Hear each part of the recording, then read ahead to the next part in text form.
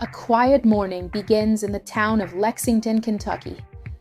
A thin layer of mist rests over the silent streets, and modest houses sit peacefully beneath the pale light of dawn.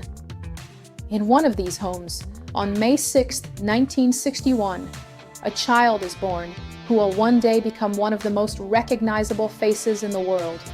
His name is George Clooney.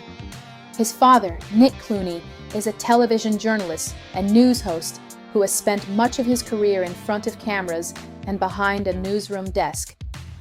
In the household where George grows up, media is not simply a profession. It is part of everyday life. Dinner table conversations often revolve around politics, culture, society, and the influence of journalism. Another prominent figure in the family also leaves a strong artistic presence. His aunt, Rosemary Clooney, is a celebrated singer and actress whose voice frequently fills radios across the country. Her name regularly appears in magazines devoted to music and film. George, therefore, grows up in an environment where fame is not a distant fantasy, and where cameras and stages feel like natural extensions of everyday life. No one yet realizes that this young boy will not only enter that world, but eventually become one of its most influential figures. Adolescence is always a period of identity formation, and for George, those years come with a difficult challenge. During his teenage years, half of his face suddenly becomes paralyzed. Doctors diagnose him with Bell's palsy. When he looks at himself in the mirror, he realizes that his face no longer moves as it once did. Classmates stare at him. Some ask questions, and others laugh.